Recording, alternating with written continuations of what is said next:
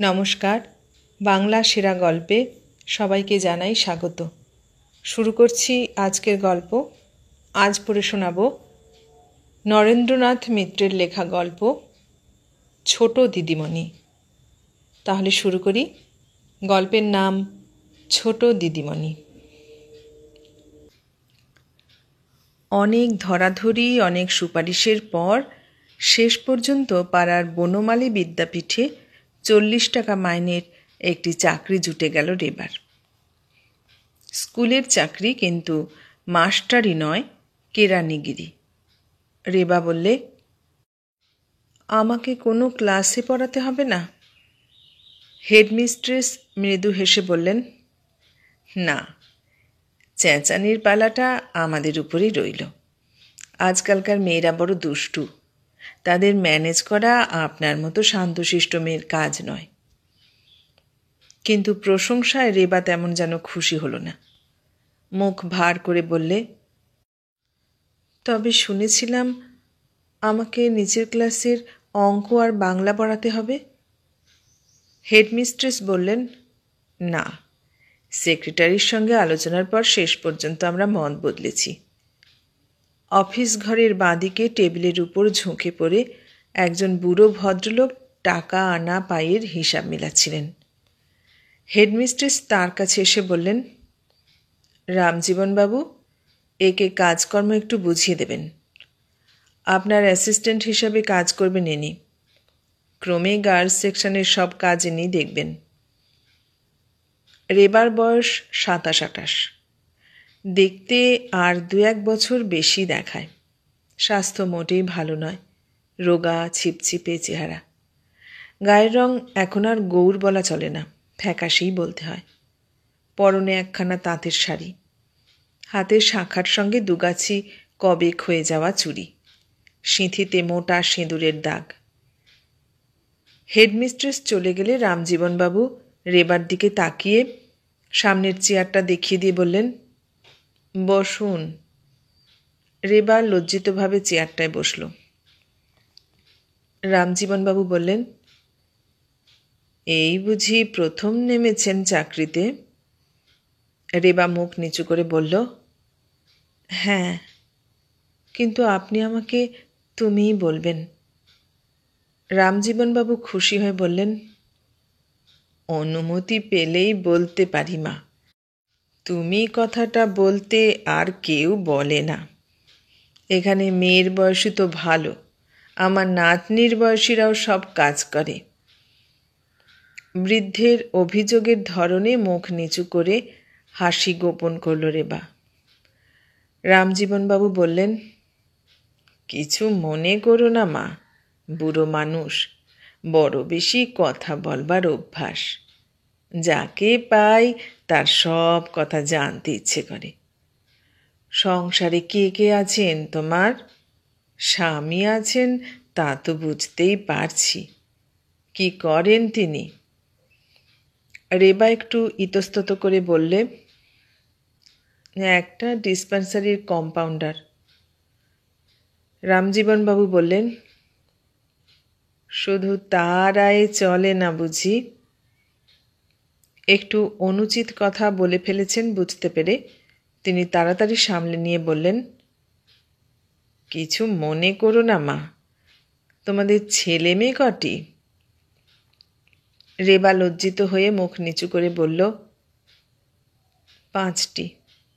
বড়টি ছেলে, স্কুলে পড়ে ক্লাস 6-এ, আর সব ছোট, তাদের স্কুলে দিইনি। রামজীবনবাবু জিজ্ঞাসা করলেন, সংসারে আর কে কে আছেন? শাশুড়ি, ননদ? রেবা মাথা নেড়ে বললে, না, তারা কেউ নেই। রামজীবনবাবু বললেন, তাহলে তোমার বাচ্চা ছেলে মেয়েগুলোকে কে দেখবে? তোমার স্বামী, তিনি বুঝি সকালে বাড়িতে থাকেন? রেবা বললে, না, তাকে সকালেই বেরোতে হয়। 9 বছরের মেয়ে আছে, তার উপরেই ভাই বোনেদের দেখাশোনার ভার দিয়ে এসেছি। ঢং ঢং করে দেয়ালের ঘড়িতে 8টা বাজল। রামজীবনবাবু তাড়াতাড়ি হিসাবের খাতায় চোখ দিলেন। রেবাকে বললেন, সোমবার থেকেই তোমায় কাজকর্ম বুঝিয়ে দেব মা। আজ শনিবার, আজকের দিনটায় কোনো কাজ আরম্ভ করার পক্ষে প্রশস্ত নয়। তাছাড়া খানিক বাদে আজ ছুটিও হয়ে যাবে। পূবের দিকে সারি সারি দুটি কাচের আলমারি, একটার ভিতরে বই আর একটার ভিতরে বড় একটা গ্লোব দেখা যাচ্ছে। ছাত্রছাত্রীদের ভূগোল শেখাতে এটা দরকার হয় তা রেবা জানে, কিন্তু বিশ্বগোলক থেকে এক মুহূর্ত বাদেই দৃষ্টি বাইরে গিয়ে পড়ল। সশব্দে একখানা যাত্রী বোঝাই বাস চলে গেল রাস্তা দিয়ে। জানলার শিকের ফাঁকে তা দেখতে দেখতে বাড়ির কথা মনে পড়ে গেল রেবার। ছেলেমেয়েগুলো বড্ড দুরন্ত হয়েছে, কেউ গাড়ি ঘোড়া না চাপা পড়ে। ডিহি শ্রীরামপুর রোডের যে গলিটায় রেবারা থাকে তার মধ্যে গাড়ি ঘোড়া বড় একটি ঢোকে না, ঢুকতে পারে না। কিন্তু না পারলেই বা কি, বাড়ির ভিতরেই কি বিপদ আপদের ভয় কম? মিন্টু রিন্টু সবসময় কলের কাছে থাকতে চায়। কলতলাটা এমন পিছল হয়েছে, একবার আছাড় খেয়ে পড়লেই হলো, তাহলে হাত পা আর কারও আস্ত থাকবে না। লতুর কি সাধ্য আছে ওদের সামলে রাখা? রেবা নিজেই হয়রান হয়ে যায়। স্কুল থেকে বাসা বেশি দূর নয়, একটু জোরে পায়ে হেঁটে গেলে মিনিট 10 মধ্যেই পৌঁছানো যায়। কিন্তু বেশি জোরে হাঁটার অভ্যাস রেবার নেই, শক্তিও কম। স্কুল থেকে ফিরে স্বামীর সঙ্গে দেখা হলো দুপুরবেলা। অজয় এ সময় খেতে আসে। তালতলা থেকে গোবরা কম রাস্তা নয়, কিন্তু এতটা পথ দুপুর রোদে হেঁটেই আসতে হয় অজয়কে। বাস ট্রামের বাবুগিরি করা চলে না। এমনিতেই কালো রং রোদে পুড়ে এ সময়টা একেবারে অঙ্গারের মতো চেহারা হয়। রেবা কাছে এসে হাত পাখাখানা নাড়তে নাড়তে স্বামীর দিকে তাকিয়ে কোমল স্বরে বলল, ইস, ঘামে যে একেবারে নেই উঠছ। কাল থেকে তোমার আর এতটা পথ হেঁটে আসার দরকার নেই, ট্রামে এসো। অজয় মৃদু হেসে বলল, ট্রামে? আমি ভেবেছিলাম বুঝিবা ট্যাক্সির কথাই বলবে। রেবা বলল, আহা, বললেই বা ক্ষতি কি? আজ না হোক একদিন হতেও তো পারে। চিরকালই যে এমনই অবস্থা থাকবে তার কি কথা আছে? অজয় বলল, তা তো ঠিকই। তুমি যখন প্রমোশন পেয়ে পেয়ে হেডমিস্ট্রেস হবে। ভালো কথা। এখন তোমার পোস্টটা কিসের? বড়, মেজো, সেজোদের পরে তুমি কোনটি, রাঙা না পাটকেলে? কোন ক্লাসে পড়াতে দিয়েছে তোমাকে? রেবা গম্ভীর মুখে বললে, কোনো ক্লাসেই না, আমাকে অফিসের কাজে মানে কেরানিগিরি করতে হবে। অজয় বলল, ভালোই তো। রেবা বলল, ভালো না ছাই? স্কুলে ঢুকে যদি পড়াতেই না পারলাম তাহলে আর হলো কি? প্রথম কয়েকদিনে স্বামী স্ত্রীর মধ্যে আলাপ আলোচনা চলল। এই বাড়তি 40 টাকা আয়ে সংসারের কোন সুখ স্বাচ্ছন্দ্য বাড়ানো হবে। অজয় বলল, বাইরে বেরোবার মতো তোমার তো ভালো শাড়ি নেই, তুমি একখানা ভালো শাড়ি কিনে নিও। রেবা বলল, তাই বুঝি। আগে তোমার জুতো, শিবুদের জামা প্যান্ট, তারপর শাড়ির কথা ভাবা যাবে। আরও অনেক জিনিসপত্র কিনতে হবে সংসারে, থালা বাসন, আলনা, আলমারি, এক মাসে এক একটা করে কিনব। অজয় বলল, কিনে রাখবে কোথায়, যা বাড়ির অবস্থা? তা ঠিক, বাড়ি পুরনো, আর রেবাদের একতলার ঘরখানা বড়ই স্যাঁতস্যাঁতে আর অন্ধকার। এমন ঘরে থাকার জন্যই ছেলেমেয়েদের স্বাস্থ্য ভালো হচ্ছে না। সুবিধা মতো এবার ভালো একটা নতুন বাড়ি দেখে আলো হাওয়া ভরা সুন্দর একখানা ঘরে উঠে যাবে রেবারা। কিন্তু এই নিভৃত মধুর দাম্পত্যালাপ বেশি দিন স্থায়ী হলো না। মাস কয়েকের মধ্যেই গোলমাল শুরু হলো। গোলমালটা বাঁধল বড় ছেলে শিবুকে নিয়ে। বছর 11 বয়স হয়েছে শিবুর। নাক চোখের গড়নটা অনেকটা মায়ের মতো টানা টানা, গায়ের রঙও ফর্সা। কিন্তু মায়ের সঙ্গে তার আকৃতির মিল খানিকটা থাকলেও স্বভাবের মিল তেমন নেই। শিবু দুষ্টু আর দুরন্ত। স্কুলের টার্মিনাল পরীক্ষায় অনেকগুলি বিষয়ে শিবু এবারে ফেল করে বসল। অজয় চটে গিয়ে বলল, করবে না কেন? ও কি পড়ে? সারা সকালটা ঘুরে ঘুরে আড্ডা দিয়েই বেড়ায়। শিবুর ছোট বোন লতা সাক্ষ্য দিয়ে বলে, হ্যাঁ মা, তাই। দাদা একটুও বাড়ি থাকে না। তুমি বেরোবার সঙ্গে সঙ্গেই বইপত্র রেখে চলে যায়। বস্তির ফটিক আর মদনের সঙ্গে চাকতি খেলে। আমি যদি বলি যাস নে, আমার মাথায় গাঁটটা লাগিয়ে দেয়। আমার কথা মোটেই শোনে না মা। রেবা ধমক দিয়ে বলল, থাক বাবা, তোর আর গিন্নিপনা করতে হবে না। তারপর স্বামীর দিকে মুখ ঘোরালো রেবা। ছেলে আড্ডা দিয়ে বেরোয়, জানো তো প্রতিকার করো না কেন, শাসন করো না কেন? সকালে বসে 1-8 ঘন্টা পড়ালেও তো পারো, তাও তো দেখি না কোনো দিন। অজয় বলল, কত সময় আছে পড়াবার। চাকরি বাকরি ছেড়ে দিয়ে এখন ছেলে পড়াতে বসি। তোমার ওই 40 টাকায় সারা গোষ্ঠীর পেট ভরবে না। রেবা চুপ করে থাকে। জিভের ডগায় এসে পড়া খুব একটা কঠিন কথা কোনো রকমে সামলে নেয়। রেবার 40 টাকা কেন? এতগুলো পেট অজয়ের ওই 80 টাকায় ভরে না। এতদিন তো প্রায় আধপেটা খেয়েই কেটেছে। রেবা মাসে মাসে 40 টাকা করে আনবার পর দুবেলা দুমুঠো জুটছে বাচ্চাগুলোর।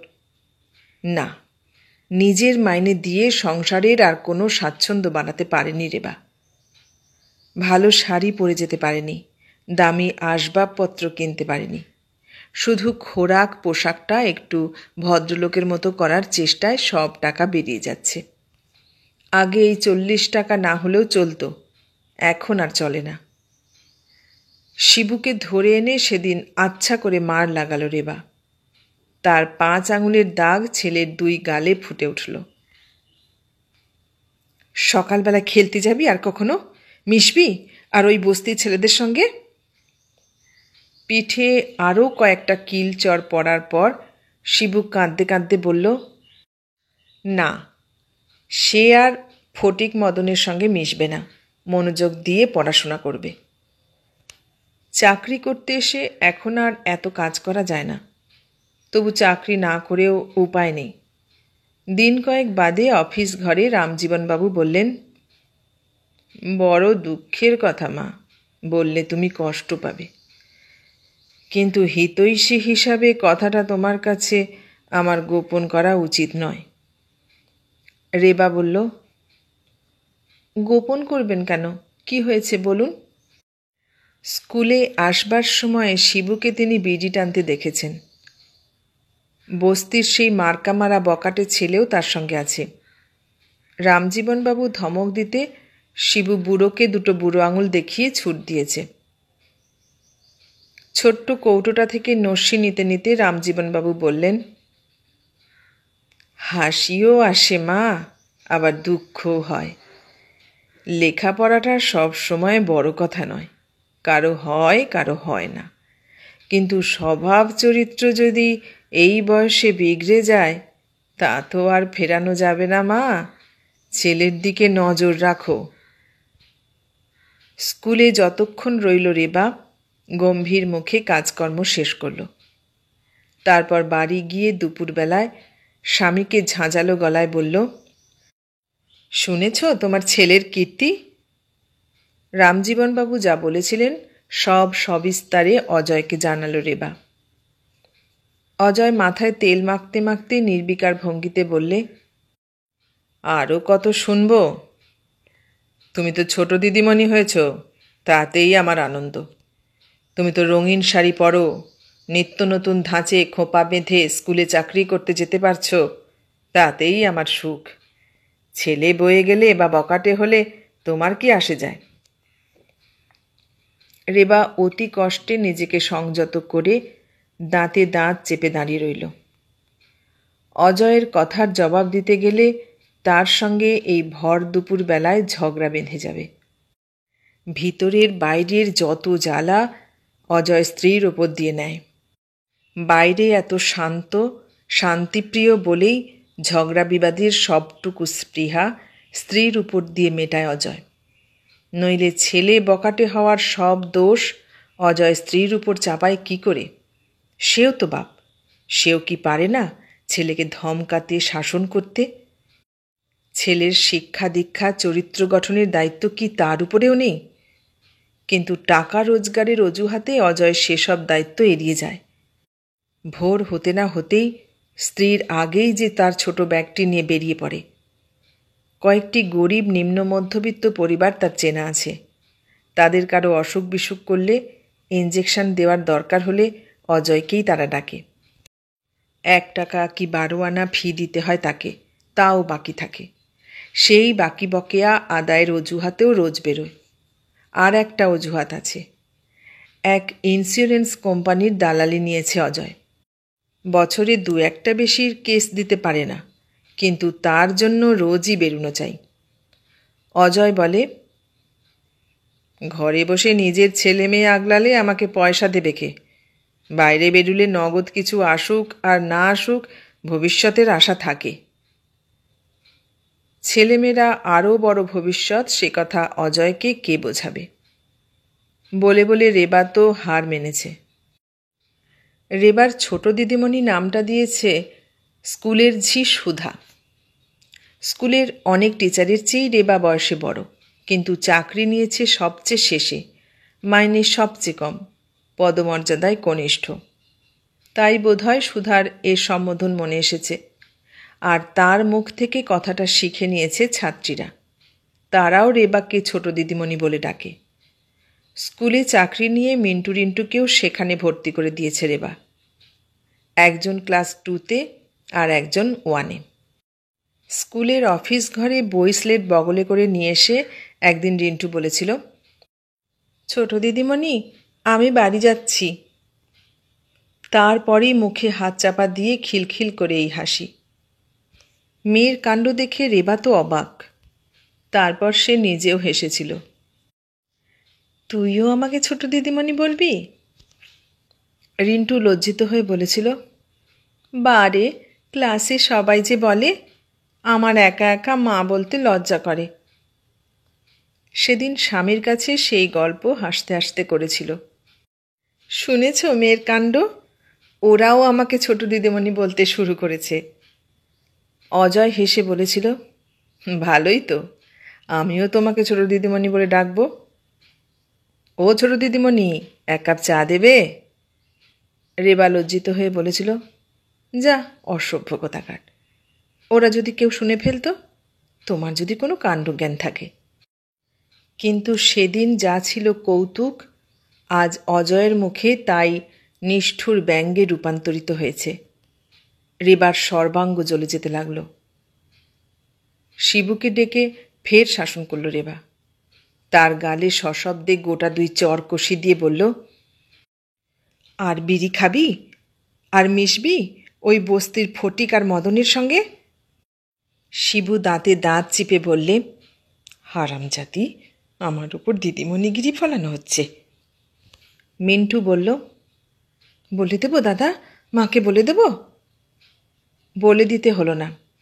ঘরের ভিতর থেকেই রেবা ছেলের কথা সব শুনতে পেল। কিন্তু শুনতে পেয়েও আর টুঁ শব্দটি করল না রেবা। স্বামীর সঙ্গে ঝগড়া আর ছেলে মেয়েদের মারধর করে এখন ভারী ক্লান্তি লাগছে। আর যেন সয় না, এ দেহ যেন আর বয় না। আবার একটা 70 আসছে। 70ই তো, 70 ছাড়া কি? ছেলের পড়াশোনার তত্ত্বাবধানে আর চরিত্র শোধরাবার জন্যে চট করে চাকরিটা যে ছেড়ে দেবে রেবা, এ কথা সে ভাবতেই পারে না। ছেড়ে দিলে অভাব অনটনের মধ্যে পড়তে হবে। কত কষ্টে এটুকু জুটেছে, এ কি ছেড়ে দেওয়া যায়? বরং চাকরি যাতে স্থায়ী হয় তার জন্যে চেষ্টার অন্ত নেই রেবার। সকলের আগে স্কুলে যায়, সকলের শেষে হেডমিস্ট্রেস চলে এলে তারপর বেরোয়। কি জানি তার কখন কি দরকার হবে, কখন রেবার ডাক পড়বে, তার কি কিছু ঠিক আছে? খাতাপত্র গুছিয়ে স্কুল থেকে বেরোতে বেরোতে 12টা বেজে যায়। তার ঘণ্টাখানেক আগে বয়েজ সেকশন শুরু হয়। মেয়েরা বেরিয়ে যাওয়ার পর কলরব করতে করতে বই খাতা বগলে করে কচি কচি ছেলেরা স্কুলে ঢোকে। তরুণ প্রবীণ নানা বয়সের শিক্ষক আসেন। রেবা যে ঘরে বসে কাজ করে সেই ঘরেই তাঁরা প্রথম এসে ঢোকেন। এইটাই তাদের বসবার আর বিশ্রামের ঘর। এখনও পার্টিশন দিয়ে আড়াল করা হয়নি। শুধু রেবার চেয়ার টেবিল আর খাতাপত্র রাখবার আলমারি উত্তর দিকে সরিয়ে দেওয়া হয়েছে। অপরিচিত পুরুষদের সামনে আগে ভারী আড়ষ্ট হয়ে থাকত রেবা। কাজ করতে ভারী অসুবিধা বোধ করত, কিন্তু ক্রমে সবই অভ্যেস হয়ে গিয়েছে। এ কি, আপনি এখনও রয়েছেন? ঘরে ঢুকে সুনীলবাবু সেদিন জিজ্ঞাসা করলেন। তার কথার মধ্যে শুধু সৌজন্য ভদ্রতাই নয়, বেশ একটু সহানুভূতিরও স্পর্শ পেল রেবা। কিছুদিন আগে এই টিচারটির সঙ্গে আলাপ হয়েছে। বছর 26-27 বয়স। বিএ বিটি পাশ করে এই স্কুলে এসেছে। শিবুদের ক্লাস টিচার। সে কথা জেনে রেবাই একদিন তার সঙ্গে আলাপ করেছিল। বেশ ভদ্র, সৌম্য দর্শন, ছাত্রদের খুব প্রিয় বলে খ্যাতি আছে স্কুলে। রেবা তার কথার জবাবে মৃদু হেসে বলল, হ্যাঁ, কাজ এখনও শেষ হয়নি। সুনীল একটু হাসল। রোজই তো দেখি আপনার কাজের খুব চাপ। হ্যাঁ, চাপটা একটু বেশি, বলে রেবা শঙ্কিতভাবে এদিক ওদিক তাকালো। কেউ শুনে ফেলেনি তো? দেওয়ালেরও কান আছে। তারপর এই ভয়টুকু ধরা পড়ায় নিজেই যেন একটু লজ্জিত হলো রেবা। প্রসঙ্গ পাল্টে নিয়ে বলল, তারপর আপনার ছাত্রের খবর কি? কিছু পরিবর্তন বুঝতে পারলেন? ছাত্র বলতে রেবা কাকে বোঝাচ্ছে তা সুনীল জানে। জবাব দিতে গিয়ে তার হাসি মুখ একটু গম্ভীর হলো। সুনীল বলল, আপনি আমাদের কলিগ। আপনাকে সুখবর দিতে পারলে খুশি হতাম মিসেস দাস, কিন্তু আপনাকে মিথ্যে বলে তো লাভ নেই। শিবুর পরিবর্তনটা মোটেই ভালোর দিকে হচ্ছে না। ওর দুষ্টুমি ক্রমেই বেড়ে যাচ্ছে, আর বেছে বেছে যত সব খারাপ ছেলের সঙ্গে ওর বন্ধুত্ব। ভালো অ্যাসোসিয়েশন ওর পক্ষে দরকার। রেবা বলল, কিন্তু তা পাই কোথায়? আচ্ছা, ওদের ক্লাসের ফার্স্ট বয়কে? সুনীল বলল, সমীর ব্যানার্জি, এখানকার ডাক্তার ব্যানার্জির ছেলে। ওরা তো আপনাদের বাড়িতেই থাকেন। ছেলেটির সঙ্গে আপনার বুঝি আলাপ নেই? সুনীল বলল, আচ্ছা, আমি এক্ষুনি আলাপ করিয়ে দিচ্ছি। ছেলেটি শুধু যে পড়াশোনায় ভালো তাই নয়, স্বভাব চরিত্রের দিক থেকেও চমৎকার। বুদ্ধিমান, ধীর, স্থির, শান্ত, বিনয়ী। শুধু ক্লাসে নয়, স্কুলের মধ্যেও বেস্ট বয়। রেবা সাগ্রহে বলল, একটু ডেকে আনুন না, দেখি আলাপ করি।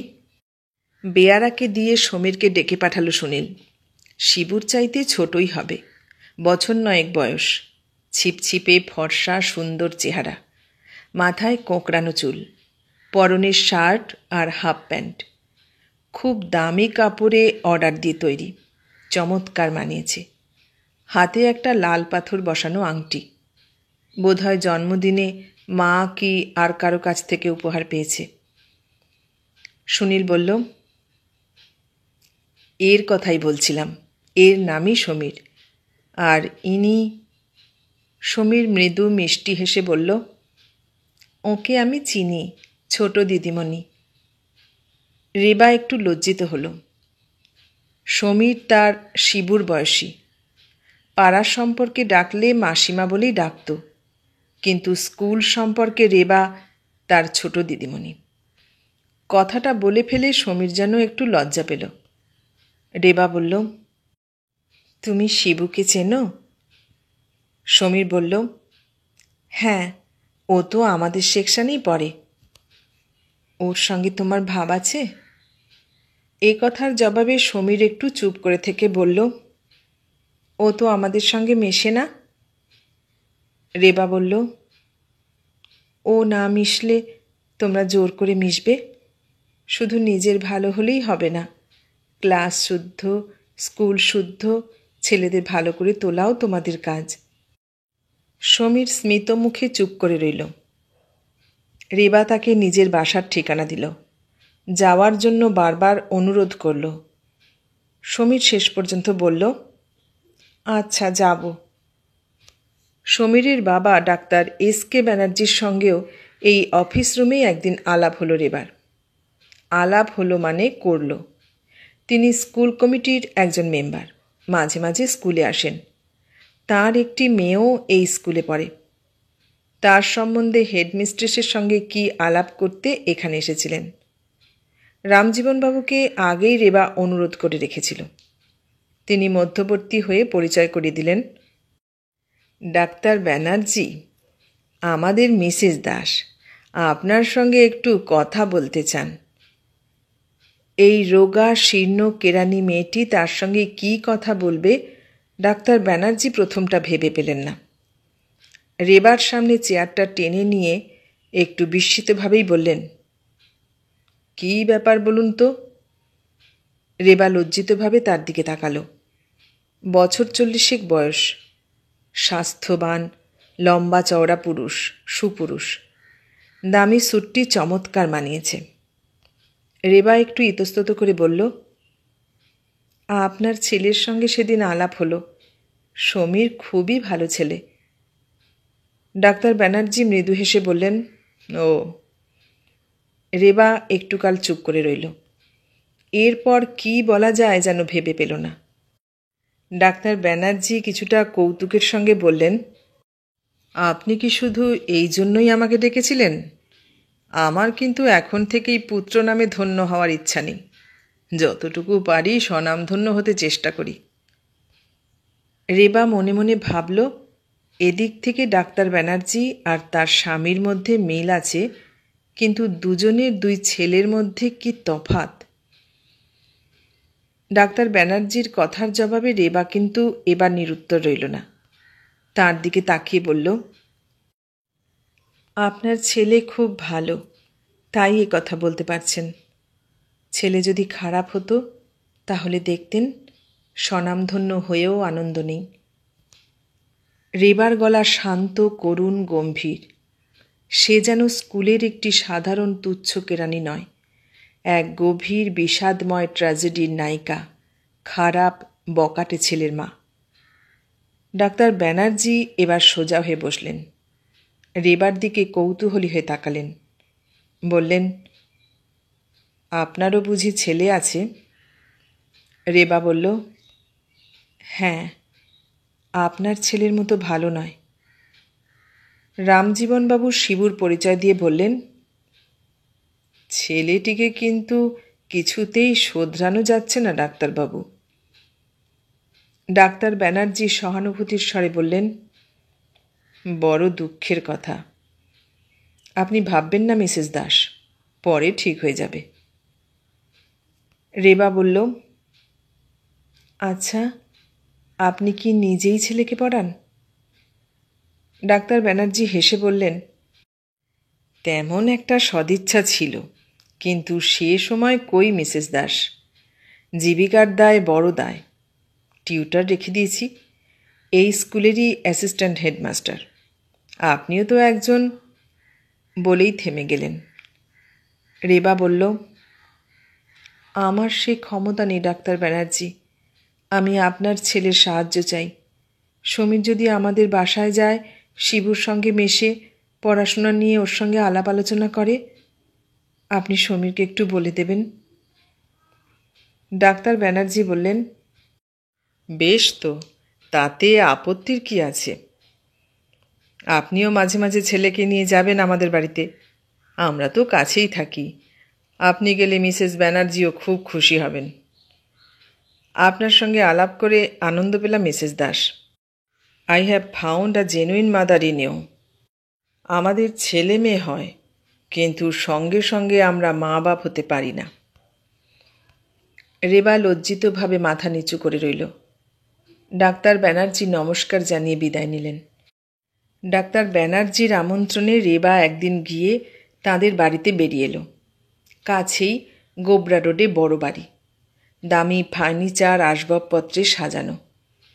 মিসেস ব্যানার্জি সৌজন্যের সঙ্গে বললেন, আসুন আসুন, আপনার কথা সমীর আমাকে বলেছে, ওর মুখেও শুনেছি আপনার প্রশংসা। মিসেস ব্যানার্জি ঠোঁট টিপে হাসলেন। রেবা লজ্জিত হয়ে বলল, আমার প্রশংসা করবার কিছু নেই, প্রশংসা আপনার প্রাপ্য, আপনি সমীরের মা। মিসেস ব্যানার্জি বললেন, আপনি ওই কথা বলছেন, কিন্তু আমার পাড়াপড়শি বন্ধুবান্ধব কেউ সে কথা বিশ্বাস করতে চায় না। তারা বলে আমাকে নাকি সমীরের দিদির মতো দেখায়। বলে মধুর কণ্ঠে হেসে উঠলেন মিসেস ব্যানার্জি। রেবা তাকিয়ে দেখল, সত্যি তাই মনে হয়, এবং যাতে মনে হয় সে চেষ্টাও মিসেস ব্যানার্জির আছে। বয়স 30-এর কম হবে না, কিন্তু দেখে মনে হয় যেন 20-22 বছরের একটি অনুরা মেয়ে। সিঁথিতে সামান্য সিঁদুরের আভাস দেখা যায় কি যায় না। পরনে চড়া রঙের শাড়ি, নিপুণ করে বাঁধা বড় খোঁপা, সুন্দর স্বাস্থ্য। ছেলে মেয়ে হয়েছে বলে যেন মনেই হয় না। মিসেস ব্যানার্জি বাড়ির সবগুলি ঘর ঘুরে ঘুরে রেবাকে দেখালেন। শোয়ার ঘর, বসবার ঘর, খাবার ঘর, ঘরের যেন শেষ নেই। দামি দামি সব আসবাব, রঙিন পর্দা, টেবিল ঢাকনি, কাঁচের আলমারিতে কত জায়গার কত রঙিন জিনিস, শ্বেত পাথরের, কালো পাথরের কত রকমের কত মূর্তি, শিব, বিষ্ণু, বুদ্ধ, নটরাজ, সেই সঙ্গে মাছ, হরিণ, আরও নানা রকমের সুন্দর সুন্দর সব পশু পাখি। মিসেস ব্যানার্জি সব নাম বলে যেতে লাগলেন। কোনটা কোন জায়গা থেকে কত দাম দিয়ে কিনেছিলেন তার ইতিবৃত্ত শোনালেন। বুড়ো শাশুড়ি, বিধবা ননদ আর নিজের মেয়ে ডলির সঙ্গে পরিচয় করিয়ে দিলেন মিসেস ব্যানার্জি। বছর 17 বয়সের মধ্যেই নাচতে গাইতে খুব ওস্তাদ হয়ে উঠেছে ডলি। মিসেস ব্যানার্জির ইচ্ছা নয় নিজের ছেলে মেয়েকে অমন একটা সাধারণ স্কুলে ফেলে রাখা, কিন্তু স্কুলের প্রেসিডেন্ট, হেডমাস্টার, সেক্রেটারি সবাই এসে ধরে পড়েছেন। সেক্রেটারির সঙ্গে তাদের আবার আত্মীয়তাও আছে, অবশ্য স্কুল নামমাত্র। বাড়িতে দুজনের জন্যই আলাদা আলাদা টিউটরের ব্যবস্থা করতে হয়েছে। তবু সামনের বছর ও স্কুলে মিসেস ব্যানার্জি ছেলে মেয়েকে আর রাখবেন না, অন্য স্কুলে দেবেন। যেতে যেতে দোতলার আরেকটি ঘরও দেখালেন মিসেস ব্যানার্জি। বলুন তো এটা কি? তিনি হেসে বললেন। রেবা বলল, ঠাকুর ঘর নাকি? তিনি বললেন, একরকম ঠাকুর ঘরই। ভেজানো দরজা ঠেলে দিয়ে ঘরে ঢুকে বললেন, আমার স্টুডিও। এবার বুঝতে পেরে রেবা বলল, আপনার ছবি আঁকারও শখ আছে নাকি? আছে অল্প স্বল্প। সম্প্রতি স্বামী আর ছেলের পোর্ট্রেট এঁকেছেন। রেবাকে তাই দেখালেন মিসেস ব্যানার্জি। রেবা মুগ্ধ হয়ে বলল, সুন্দর হয়েছে। মিসেস ব্যানার্জি বললেন, আপনার শিবুকে পাঠাবেন, ওর ছবিও এঁকে দেব। নতুন ধরনের মডেল হিসেবে ও খুব চমৎকার হবে, আমি ওকে দেখেছি। এতদিন অনেক শিব এঁকেছি, এবার একটু শিবুকে আঁকব। তিনি মৃদু হাসলেন। রেবা একটু চুপ করে থেকে বলল, ছবি আঁকতে চান আঁকুন, কিন্তু ওকে আপনারা ভালো করে দিন মিসেস ব্যানার্জি, ও যেন সমীরের মতো হয়। মিসেস ব্যানার্জি বোধহয় তার মডেল আর ছবির কথাই ভাবছিলেন। বললেন, সবাই যদি একরকম হবে মিসেস দাস, তাহলে আর বৈচিত্র্যই রইল কোথায়? রেবা নিজে গরজ করে সমীরের পড়ার ঘরও দেখে এলো। দক্ষিণ খোলা সুন্দর ছোট ঘর, টেবিল, চেয়ার, বইয়ের র্যাকে সাজানো। রেবার অনুরোধে সমীর 2-1 দিন গেল তাদের বাসায়। শিবুর সঙ্গে আলাপ জমাবার চেষ্টাও করল, কিন্তু শিবু যেন ওকে তেমন আমল দিল না, এড়িয়ে এড়িয়ে গেল। দো ভাজা চিরা চিনি আর নারকোল মিশিয়ে একটা বাটিতে করে সমীরের সামনে এনে দিয়ে রেবা একটু হেসে বলল, তোমরা যা খাও তা তো দিতে পারবো না। সমীর লজ্জিতভাবে বলল, এসবও আমার খুব ভালো লাগে, কিন্তু ছেলেকে এমন সৎ বন্ধু জুটিয়ে দেওয়ার চেষ্টা সফল হলো না রেবার। একদিন শোনা গেল খেলার মাঠে সমীরকে শিবু গাঁটটা মেরেছে আর যা নয় তাই বলে গালাগালি করেছে, আর সঙ্গে ছিল বস্তির ফটিক আর মদন। ছেলেকে ডেকে শাসন করল রেবা, বলল, সমীরকে মেরেছিস কেন? শিবু বলল, মারব না, ওর দোষেই তো অতগুলি গোল খেলাম। সবুজ সমিতির কাছে হেরে গেলাম ম্যাচে, আমাদের মান রইল কোথায়? ও খেলতে জানে না তো ব্যাক হওয়ার জন্যে অমর জেদ করলো কেন? ভালো ছেলে আর বড়লোকের ছেলে হলেই বুঝি ভালো ব্যাক হওয়া যায়? তাই বলে তুই ওকে মারবি? বলে ছেলের গালে ঠাস করে এক চড় মারল রেবা। দিন কয়েক সমীর আর এলো না। রেবা নিজেই গেল মিসেস ব্যানার্জির সঙ্গে দেখা করতে। খবর পেয়ে তিনি বসবার ঘরে নেমে এলেন। তার মুখ গম্ভীর। রেবা বলল, শিবুর জন্য আমি ভারী লজ্জিত, কিন্তু আপনি সমীরকে আর যেতে দিচ্ছেন না কেন? মিসেস ব্যানার্জি বললেন, ও নিজেই যায় না। রেবা বলল, দেখা হলে আমি ওকে বুঝিয়ে বলবো, আপনিও বলুন, ছেলেতে ছেলেতে মারামারি কি হয় না? মিসেস ব্যানার্জি বললেন, তা হবে না কেন, কিন্তু আপনার ছেলের মুখের যা ভাষা তা শুনলে কানে আঙুল দিয়ে থাকতে হয়। অতি ছোট লোকেও ও ধরনের গালাগালি করে না, আমি একদিন নিজের কানে শুনেছি। তাছাড়া ওর সম্বন্ধে টিচাররা আমার কাছে অনেকেই অনেক কথা বলেছেন। ওর গুণের অবধি নেই। সব জেনে শুনে আমি তো আর ওদের দলে যেতে দিতে পারি নে। রেবা মুখ নিচু করে ফিরে এলো। ছেলের জন্যে তার আর লজ্জা অপমানের শেষ নেই। শিবুর ভাষা যে খারাপ তা রেবা জানে, কিন্তু এসব ও পেল কোথায়? অজয় কোনোদিন ওসব গালাগালি করে না। এ ভাষা শিবুর মাতৃভাষাও নয়। এই বস্তির ছেলেদের কাছেই এসব কথা শিখেছে। বস্তিবাসীর চরম ফল ফলেছে ছেলের ওপর দিয়ে। রেবা স্বামীকে বলল, এ জায়গা ছাড়া না হলে ছেলেকে ফেরাতে পারবে না। অজয় বলল, ছেড়ে যাব কোথায়? বালিগঞ্জে কে তোমার জন্য প্রাসাদ তৈরি করে রেখেছে? এত সস্তায় ঘর আর কোথাও পাবে না। আমি কি খুঁজিনি মনে করো? কিন্তু যা ভাড়া শুনি তা আমাদের সাধ্যের বাইরে।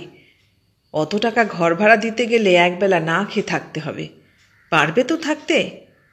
তখন আবার বলবে, চলো সেই বস্তিতেই চলো। রেবা আর তর্ক করল না। অজয়ের কথা মিথ্যে নয়। বেশি টাকা ঘর ভাড়া তারা গুনবে কি করে? সবচেয়ে রাগ হলো রেবার ফটিক আর মদনের উপর। একটির বয়স 12 আর একটির বয়স 14। পড়াশোনা কিছুই করে না। স্কুলে পাঠাবার ক্ষমতা নেই ওদের মা বাপের। একটির বাপ কেঠো মিস্ত্রি আর একটির বাপ পেশার কিছু ঠিক নেই, যা পায় তাই করে। বোধহয় চুরি জুয়াচুরিও বাদ দেয় না। তা সত্ত্বেও খরচ পোষায় না ওদের সংসারে। এই মার্কামারা বকাটে ছেলে দুটি হয়েছে শিবুর ঘনিষ্ঠ বন্ধু। ওদের মধ্যে কি দেখেছে সেই জানে। স্কুলের পাড়ার ভালো ভালো ছেলেদের সঙ্গ ছেড়ে শিবু ওই বদ ছেলেদের সঙ্গে মিশছে। ঘুড়ি ওড়াতে ঘুড়ি বানাতে ওদের জুড়ি নেই। আতশবাজি তৈরি করতে ওরা ওস্তাদ। শিবুর মুখে ওদের আরও অনেক গুণের কথা শোনা যায়, কিন্তু রেবা ওই ছেলে দুটিকে দু চক্ষে দেখতে পারে না। ওরাই শিবুকে নষ্ট করেছে, ওরাই তার মাথা খেয়েছে। সমীরের সঙ্গে গোলমাল হবার পর দুই বন্ধু ফের একদিন শিবুকে খুঁজতে এলো। ছেলেকে রেবা রেশনের দোকানে পাঠিয়েছিল। শিবু কোথায় মাসিমা? কেন, তাকে দিয়ে তোমাদের কি দরকার? রেবা ঝাঁঝালো গলায় বলল। ফটিক ঢোক গিলে বলল, এমনিই ডাকছিলাম। মদন আলাপ জমাবার চেষ্টায় মিষ্টি গলায় বলল, আমাকে এক গ্লাস জল দেবেন মাসিমা? রেবা বলল, তোমাদের জন্য আমি জলছত্র খুলে বসেছি না? বকাটে বদমাইশের দল, আমার ছেলের মাথা তোরা চিবিয়ে খেয়েছিস, তোদের আবার জল দেব? যা, চলে যা এখান থেকে, ফের যদি শিবুকে কেউ ডাকতে আসবি। তারা খেয়ে ছেলে দুটো পালিয়ে গেল।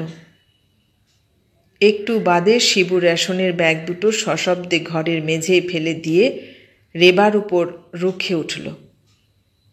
তুমি আমার বন্ধুদের অপমান করলে কেন মা? বন্ধু? ওই হতচ্ছাড়া ছেলে দুটো তোর বন্ধু?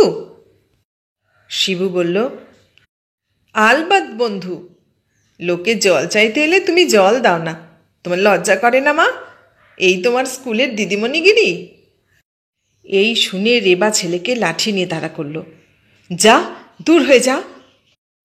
কিন্তু এত শাসন, এত তিরস্কারেরও কোনো ফল হলো না।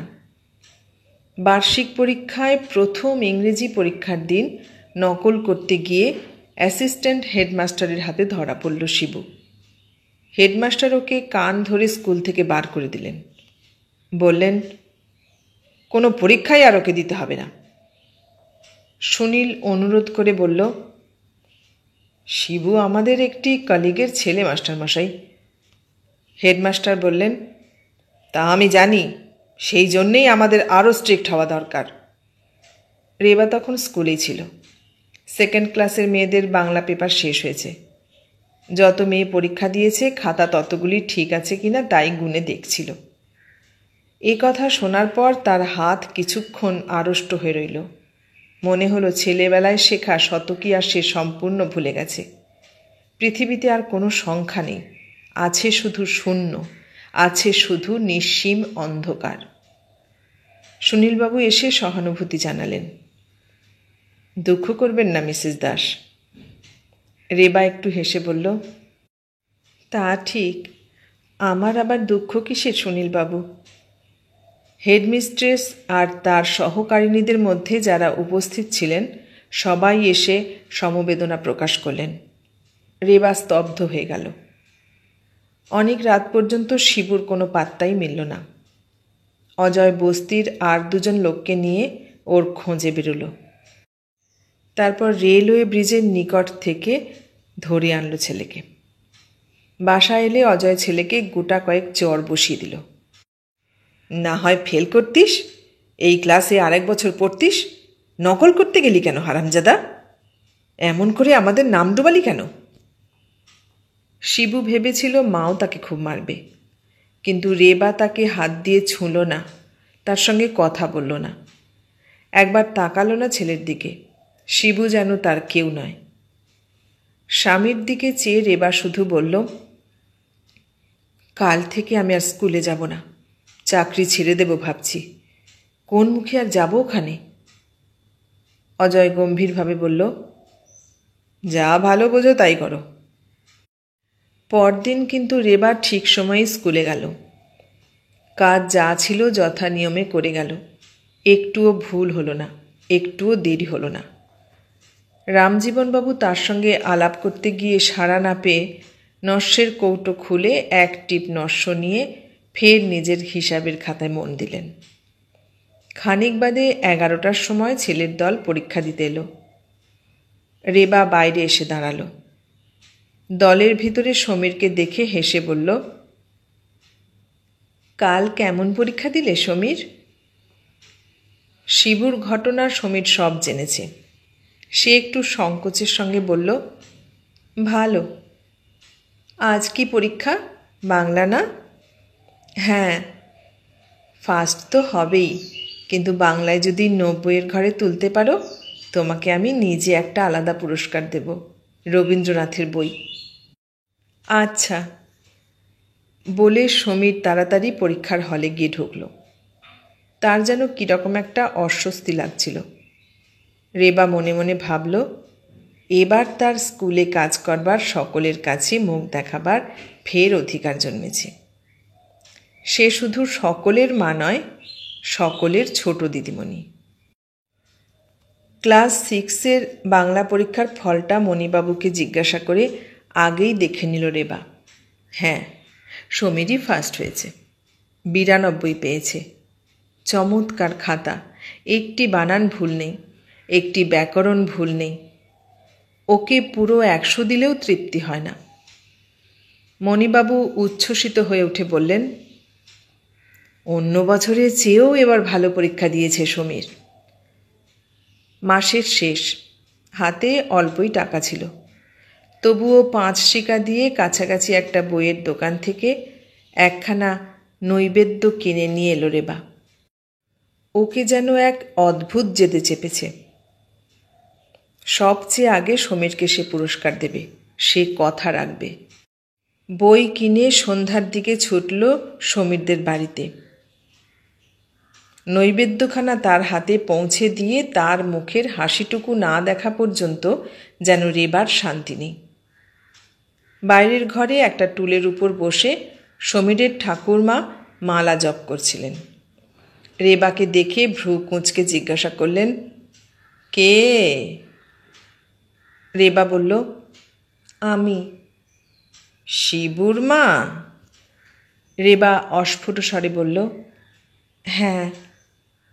সমীরের ঠাকুরমা বললেন, আমি সবই শুনেছি বাছা, বড় লজ্জার কথা। তুমি ওই স্কুলের মাস্টারি করো আর তোমারই ছেলে। কথাটা শেষ না করে থেমে গেলেন। রেবা বলল, মিসেস ব্যানার্জি কোথায়? সমীরের ঠাকুরমা অপ্রসন্ন স্বরে বললেন, ছবি আঁকতে বসেছে। রেবা একটু হেসে বলল, আচ্ছা, ওর আর ব্যাঘাত করব না। সমীর কোথায়? সে তার বাবার সাথে সার্কাস দেখতে গেছে। রেবা বড় হতাশ হলো। ভেবেছিল আজ ও বইখানা ওর হাতে দিয়ে যাবে, তা বুঝি আর হলো না। মিনিটখানে কি চিন্তা করল রেবা, তারপর ঠিক করল বইটা এনেছে যখন হাতে করে, তখন আর ফিরিয়ে নিয়ে গিয়ে কি হবে। নাম লিখে ওর ঠাকুরমার কাছে দিয়ে যাবে রেবা, তাহলেই সমীর পাবে। পেয়ে সমীর নিজেই রেবার সঙ্গে দেখা করতে যাবে, সেই ভালো হবে। সমীরের ঠাকুরমা বললেন, ব্যাপারটা কি? রেবা তখন তার ইচ্ছাটা তার কাছে খুলে বলল। সমীর বাংলায় খুব ভালো নম্বর পেয়েছে, তাই প্রতিশ্রুতি মতো তাকে একখানা বই পুরস্কার দিতে এসেছে রেবা। বলে সস্তা দরের একটা ফাউন্টেন পেন সে বুকের ভেতর থেকে বার করে ফেলল। তারপর নৈবেদ্যর প্রথম পাতা খুলে আস্তে আস্তে লিখল, কল্যাণী ও সমীরকে ছোট দিদিমণি। কিন্তু লেখাটা শেষ করতে পারল না। তার আগেই বড় বড় দুফোঁটা চোখের জল নিতান্ত অপ্রত্যাশিতভাবে শব্দটির উপর নিঃশব্দে ঝরে পড়ল। ভারী অপ্রস্তুত হল রেবা। আঁচল দিয়ে জলটা মুছে নিয়ে বইখানা সমীরের ঠাকুরমার দিকে এগিয়ে দিতেই তিনি বলে উঠলেন, ও বই তো আমি সমীরের জন্য নিতে পারবো না বাছা। রেবা বিস্মিত হয়ে বলল, কেন? সমীরের ঠাকুরমা বললেন, তোমার মনে দুঃখ অশান্তি, তোমার কাছ থেকে বই নিলে সমীরের কল্যাণ হবে না। তুমি এখন এসো, পরীক্ষার ফল ভালো করে বের হোক, তারপর প্রাইজ তো ওকে স্কুল থেকে দেবে। ওর প্রাইজের জন্য ভাবনা কি? রেবা মুহূর্তকাল স্তব্ধ হয়ে থেকে আস্তে আস্তে ঘর থেকে বেরিয়ে এলো। বস্তির সামনে অন্ধকারে দাঁড়িয়ে শিবুর বন্ধুরা ফিসফিস করে আলাপ করছিল। তুই ভাবিস নে কিছু, ও শালা মাস্টারের ঠ্যাং যদি আমি না ভাঙি তো আমার বাপের জন্ম নয়। ঠ্যাং কি বলছিস ফটিক? হাত দুটো ঠুঁটো করে দেব। বাচ্চাধনকে আর মাস্টারি করে খেতে হবে না। আমি কেবল তাকে তাকে আছি। যদি 7 দিনের মধ্যে আমি ওকে শয্যাধারা না করতে পারি তো আমি শুয়োরের বাচ্চা। চুপ চুপ, মা এসেছে। রেবা খানিকক্ষণ আগেই পিছনে এসে দাঁড়িয়েছিল, তার সবই কানে গেছে। তাকে দেখে তিন বন্ধু পাথর হয়ে রইল। একটু বাদে মদন আর ফটিক সরে যাচ্ছিল। রেবা বলল, যেও না তোমরা, আমার সঙ্গে এসো। মদন ভয়ে ভয়ে বলল, কোথায় যাব? রেবা বলল, আমাদের ঘরে। সে কি কথা? শিবুর মা কোনোদিন তাদের নিজের ঘরে এমন করে ডেকে নেয়নি। মদন আর ফটিক পরস্পরের দিকে তাকালো। গুম করে রাখবার মতলব নাকি? কিন্তু মাস্টার হোক আর যাই হোক, মেয়ে মানুষ, তার সাধ্য নেই ফটিক আর মদনের মতো জোয়ান ছেলের গায়ে হাত দেয়। তাহলে হাত মুচড়ে ভেঙে ফেলবে না? তাছাড়া বন্ধু হিসেবে তো শিবুই আছে, সেও সাহায্য করবে। প্রতিবাদ না করে তিনজনে রেবার পিছনে পিছনে ঘরে ঢুকল। রেবার বড় মেয়ে হ্যারিকেনটা জেলে দিয়ে মার ফিরে আসতে দেরি দেখে পিছনের বারান্দায় নিজেই গিয়ে রান্নার আয়োজন শুরু করেছে।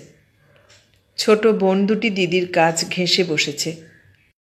রেবা সেদিকে না তাকিয়ে মেঝেতে মাদুর বিছিয়ে মদনের দিকে চেয়ে বলল, বসো। বিস্মিত তিন বন্ধু বসল পাশাপাশি। রেবা নৈবেদ্যখানা ফটিকের দিকে মেলে ধরে বলল, পড়ো দেখি একটা কবিতা। ফটিক লজ্জিত হয়ে বলল, আমি প্রথম ভাগের কয়েকটা পাতা অবধি পড়েছিলাম, অত কঠিন বই তো পড়তে পারবো না। মদনের দিকে তাকাতে সে লজ্জা পেয়ে বলল, আমি সব ভুলে গেছি। শিবু উৎসাহিত হয়ে বলল, আমি পারি মা, আমি পড়ব। রেবা তাদের দিকে তাকিয়ে বলল, আচ্ছা, আমি পড়ছি প্রথমে, তোমরা শোনো, পড়ে যাই, তারপর বুঝিয়ে দেব। পাতা উল্টে উল্টে রেবা হঠাৎ পড়তে শুরু করল, চিত্ত যেথা ভয় শূন্য, উচ্চ যেথা শির। মজা পেয়ে মিন্টু রিন্টুরাও এগিয়ে এসে মাকে ঘিরে বসল। খানিক বাদে বাইরে জুতোর শব্দ শোনা গেল। অজয় অফিস থেকে ফিরে এসেছে। ঘরে ঢুকতে গিয়ে দরজার সামনে থমকে দাঁড়ালো অজয়। তারপর স্ত্রীর কাণ্ড দেখে পরিহাসের সুরে বলল, কী ব্যাপার, ঘরেও দিদিমণি হলে নাকি? এতক্ষণ শুনলে নরেন্দ্রনাথ মিত্রের লেখা গল্প ছোট দিদিমণি। কেমন লাগলো গল্পটা? ভালো লাগলে লাইক, কমেন্ট, শেয়ার করো, আর নতুন বন্ধু হলে সাবস্ক্রাইব করার অনুরোধ রইল। সবাইকে অনেক ধন্যবাদ জানিয়ে আজ এখানেই শেষ করলাম।